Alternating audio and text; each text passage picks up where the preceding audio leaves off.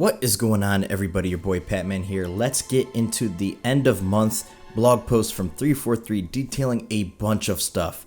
So this video is going to be covering Season 3 and Season 4. We even have a sneak peek of that coming up for MCC, as well as going over some of the key features coming to the game, as well as ODST Firefight, going over some of the features that were added there after the flight has just ended, as well as quality of life improvements, an update on the development status of Halo 4, among many other things. So make sure you guys hit the like button to support this kind of content. This stuff takes a while to make.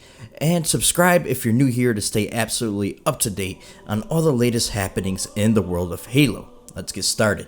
So let's start with Season 3, and that is going to be 50 tiers only compared to 100 tiers like previous seasons, and this is due to this season coming online basically much sooner than they anticipated. So basically the reason why Season 1 and 2 are much longer is because they had basically a longer window in between releases, so that is the reasoning behind this decision. However, there are over 80 items still to unlock in this season, and basically everything that they showed in the flight is going to be available as part of Season 3. Now we will get new seasonal challenges now. Also keep in mind that when a new season starts, you can still go back and unlock Season 1 and 2 stuff. Do not fear that you're going to be missing out on anything. You could cycle between the seasons and choose what you want to unlock, but with Season 3, the Season 2 challenges, the seasonal challenges, will actually disappear, but those could come back at a later time. So if you haven't got your gold weapon camos, you can go on ahead and get those now by following my guide I made for you guys. And if you aren't able to get to it before the new season starts, then fear not.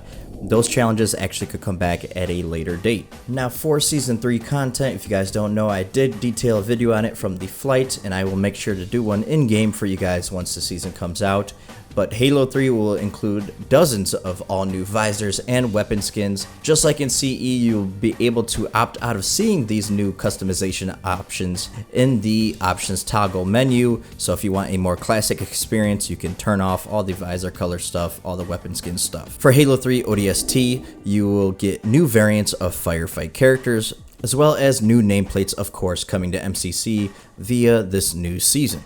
Now, something really cool. For the first time in MCC, you'll be able to customize your Halo 2 Anniversary Spartan or Elite's armor components on a per-piece basis, similar to the systems in Reach and Halo 3. Obviously, there's not many options in H2A, but still cool nonetheless, and maybe once H2A gets its own season, we will see new pieces of armor coming to H2A. Now, something that is changing with Season 3 is the balance of the challenges, basically. So right now, when you're doing challenges in MCC, the ones that are for season points are usually the same ones over and over. So they're going to try to swap those around with some of the weekly ones and give a little bit more diversity. And then also they're going to lean into some ODST themed seasonal challenges for Season 3. And they actually plan to maybe like harken back to some of the achievements that were in the original ODST. They'll turn those into challenges so that you guys can complete them. Now, speaking on achievements, people are wondering if maybe new achievements would be added because Firefight, and it appears no. There will be 700 achievements still in MCC. They think that's enough, at least for now. And that's all they have on Season 3. But let's talk about Season 4. So with Season 4, they will bring more new customization items to both Halo 3 and Halo Reach. Still disappointing. Where the heck is the Halo 2 stuff?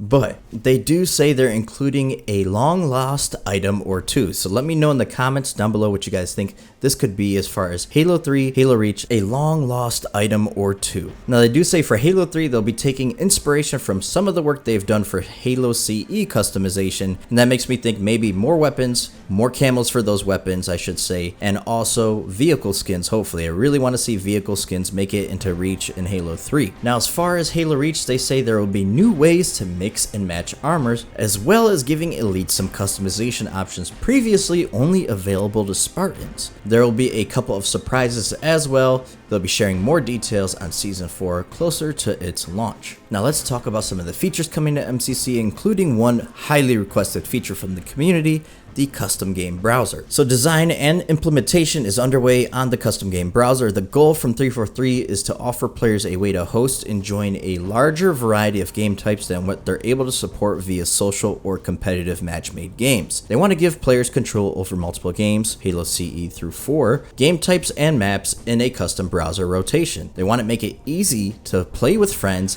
and to find games that you're interested in based on filters that you provide. We want to provide a detailed browsing experience while also making some adjustments to the core Halo multiplayer flow for custom game browsers, so players spend less time in the UI and more time in the actual games. Our plan is to get a version of this feature up and running into our flighting rings for feedback. They will have more details and examples of the UI flow to show in the near future, so stay tuned to the channel. Next up is file share on PC and player or file reporting. So work is underway on bringing file share to PC in a future update. A key component of this effort is to add more tools for players to report harmful or offensive players or content wherever it is found, as well as the tools that they need to follow up on these reports. Please, because it is way too hard to go through and report players who are spamming racist stuff in chat or just being extremely toxic and hateful. You know, most games just have a simple report feature in game.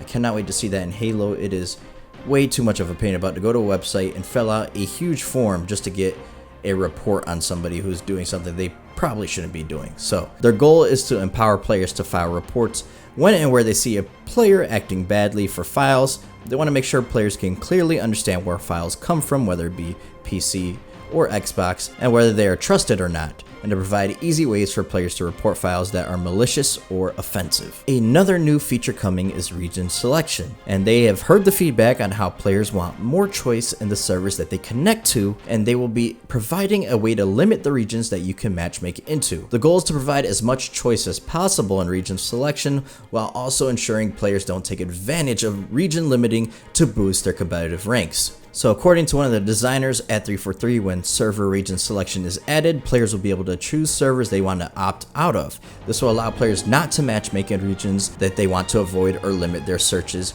into regions that they want to specifically be on. Additionally, while players are viewing the list of regions, they will also be able to see the average population for each server region along with their current ping, so they can customize their matchmaking search and be able to better know how it will affect matchmaking times. So some of the other key features coming are the view model adjustment for all games.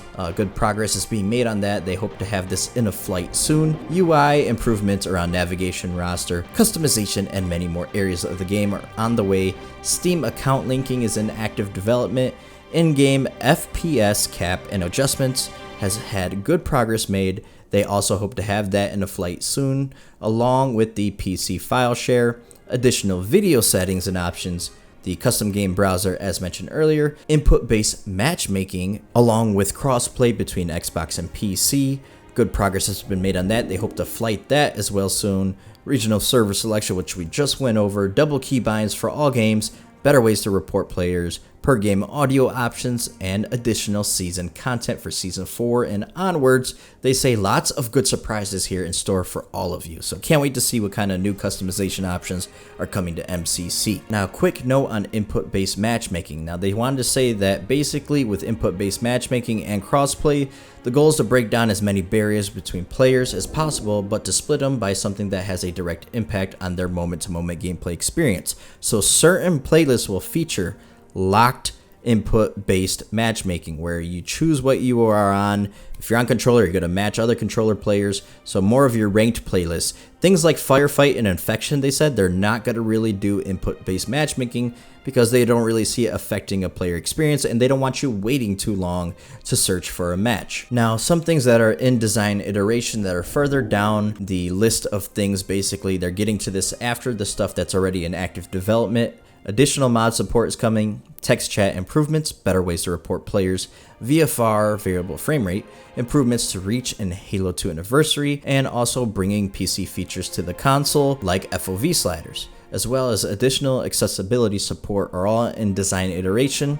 In the backlog or pending further discussion, stuff that's even further out, is idle system improvements, split screen being added on PC, as well as HDR support on PC. Now just a couple more topics I want to go over in this video, guys, one being ODST firefight. So all the new firefight settings in ODST are meant to give players control, obviously. Things like the starting weapons, vehicle set override, so you can go on Lost Platoon instead of using just a chain gun Warthog, you could have a Gauss Hog, Scorpion, Hornet, or even an anti-air Wraith, are all about the players choosing how they want to play inside of custom games.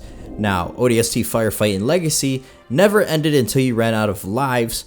You can still play it exactly like that in custom games, but as far as matchmaking, the unending experience obviously is not suitable, so they needed to add additional options.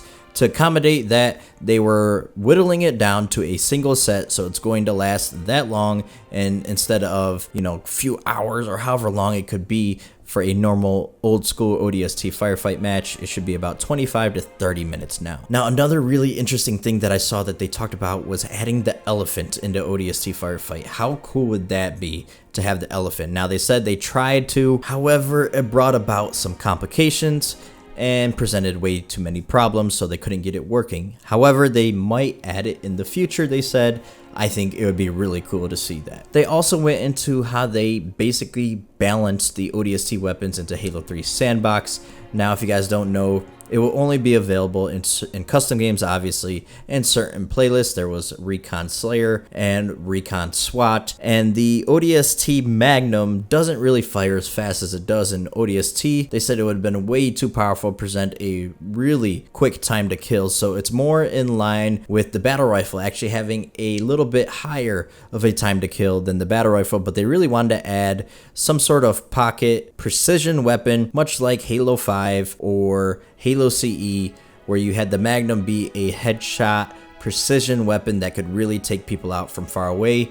And more like Halo 4 and Halo Reach, the Magnums in those games were pretty good, but they weren't like default starting weapons. So it's meant to be a starting weapon in those playlists, and I actually really like the way it felt. Halo 3's Magnum was not very good, honestly. Everybody knows that. It's more for up close. It was never something you could use from far away.